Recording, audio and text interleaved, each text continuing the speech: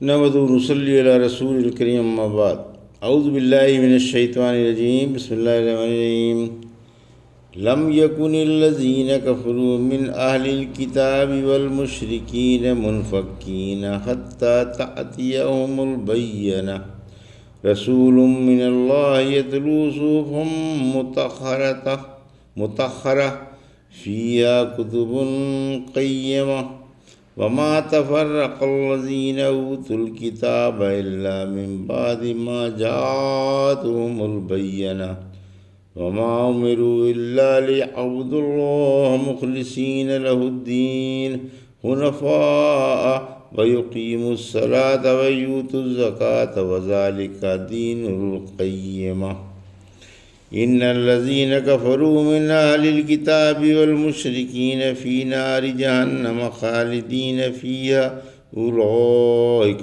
هم شر البرية ان الذين آمنوا وعملوا الصالحات اولئك هم خير البرية جزاؤهم عند ربهم جنات عدن تجري من تحتها الانهار خالدین فیہا ابدا رضی اللہ عنہم ورضوا عنہ ذالک لمن خشی ربہ۔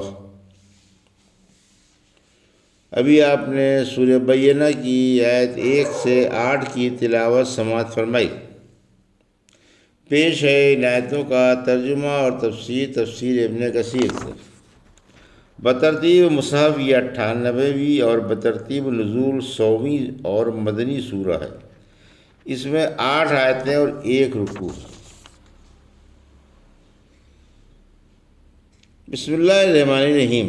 لم یکن الذین کفروا من اہل الکتاب والمشرکین منفکین حتی تأتیہم البینہ۔ آیت 1۔ رسول من اللہ یتلو صحفا مطہرہ۔ آیت 2۔ فیہا کتب قیمہ۔ آیت 3۔ وما تفرق الذین اوتوا الکتاب الا من بعد ما جاءتهم البینہ۔ آیت 4۔ وما امروا الا لیعبدوا اللہ مخلصین لہ الدین حنفاء ویقیموا الصلاة ویؤتوا الزکاة وذلک دین القیمہ۔ آیت 5۔ ترجمہ۔ میں اللہ کے نام سے شروع کرتا ہوں جو بڑا مہربان و شفیق ہے۔ اہل کتاب کے کافر اور مشرک رکنے والے نہ تھے جب تک ان کے پاس کوئی ظاہرہ دلیل نہ آ جاتی، یعنی اللہ کا رسول جو انہیں پاکیزہ صحیفے پڑھ کر سناتا ہے جن میں ٹھیک ٹھیک احکام ہیں۔ اہل کتاب اپنے پاس ظاہر دلیل آ جانے کے بعد ہی اختلاف میں پڑے۔ انہیں یہی حکم تھا کہ اللہ ہی کی عبادت کریں اور دین کو اسی کے لیے یک طرفہ ہو کر خالص رکھیں، نماز قائم رکھیں اور زکوٰۃ دیں۔ یہی درست و مستحکم دین ہے۔ یہ تھا ترجمہ سورہ بینہ کی آیت 1 سے 5 کا۔ تفسیر۔ بینہ کی تفسیر۔ اہل کتاب سے یہود و عیسائی اور مشرکوں سے بت پرست، اجمی ہوں یا عربی مراد ہیں، یعنی یہ شرک سے باز آنے والے نہ تھے جب تک ان کے سامنے کوئی روشن دلیل نہ آ جاتی۔ بینہ سے مراد قرآن ہے۔ عظمت قرآن۔ آیت 2۔ یہ روشن دلیل کی تفسیر ہے کہ وہ رحمت عالم صلی اللہ علیہ وسلم اور قرآن ہے جسے آپ پڑھ کر سناتے ہیں، جو اعلیٰ فرشتوں کے پاس پاکیزہ ورقوں میں لکھا ہوا ہے۔ سورہ عبسہ کی آیت 13 سے 16 میں فرمایا قرآن عزت والے ورقوں میں ہے جو بلند و پاکیزہ ہے اور بزرگ و نیک لکھنے والے فرشتوں کے ہاتھوں میں ہے۔ پھر فرمایا ان پاکیزہ صحیفوں میں حق تعالیٰ کے عدل و حکمت والے احکام ہیں جن میں غلطی کا احتمال نہیں کیونکہ اللہ کے احکام ہیں۔ اختلاف کی مذمت۔ آیت 4۔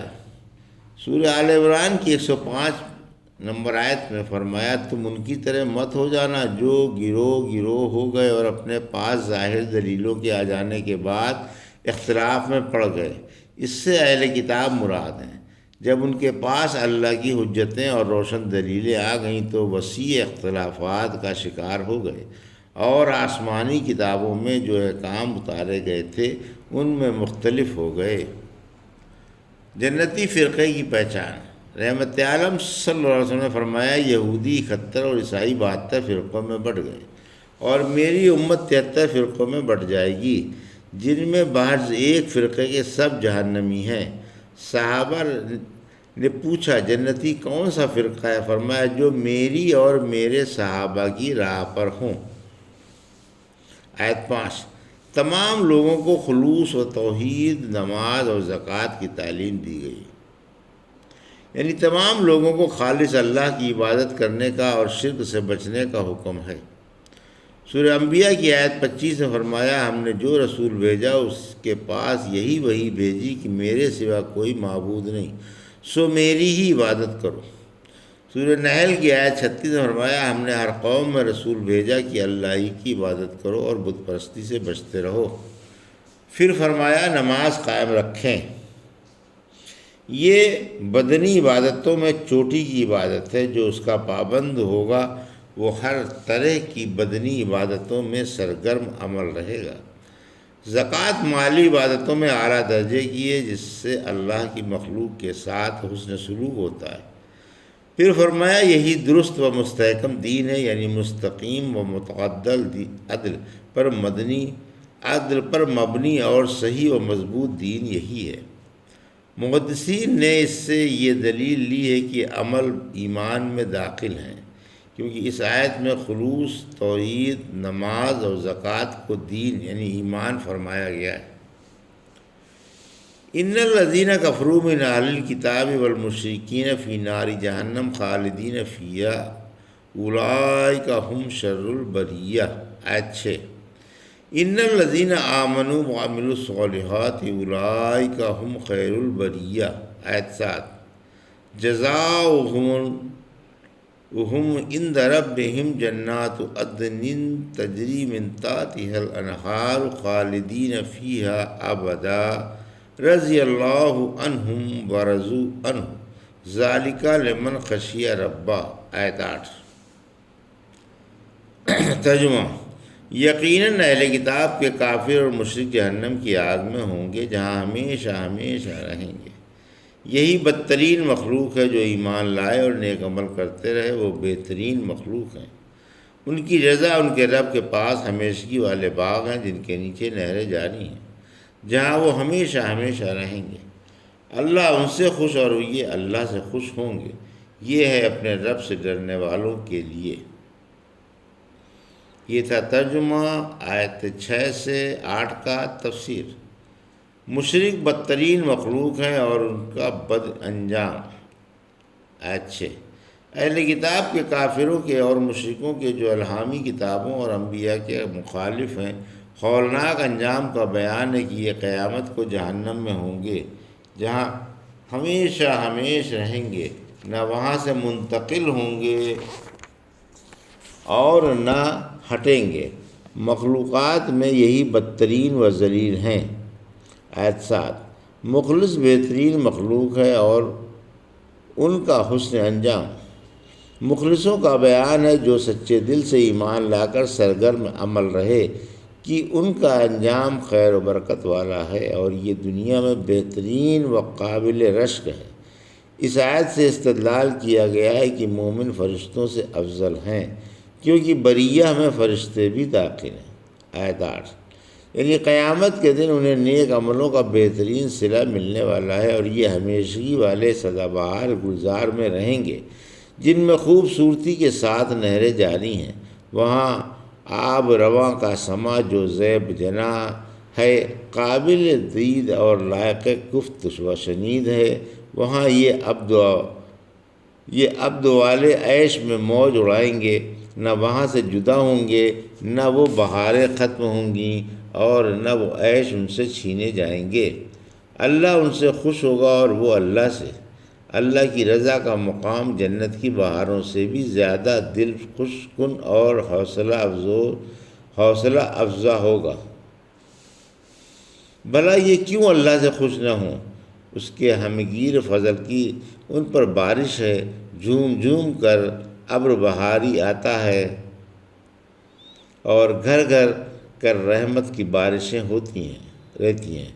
پھر فرمایا یہ ثواب، یہ نعمتیں اور یہ بہاریں انہیں نصیب ہوں گی جن کے دلوں میں اللہ کا خوف تھا اور دنیا میں اس طرح عبادت کیا کرتے تھے جیسے وہ اللہ کو دیکھ رہے ہیں، یا کم از کم اللہ انہیں دیکھ رہا ہے۔ ایک حدیث میں ہے، کیا میں تمہیں بہترین مخلوق نہ بتاؤں؟ صحابہ بولے ضرور بتائیے۔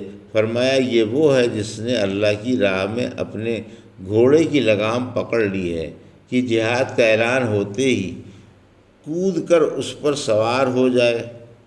کیا میں تمہیں بہترین مخلوق نہ بتاؤں؟ بولے ضرور بتائیے۔ فرمایا جو اپنی بکریوں کے ریوڑ میں ہے، وقت پر نماز پڑھتا ہے اور مال کی زکوٰۃ نکالتا ہے۔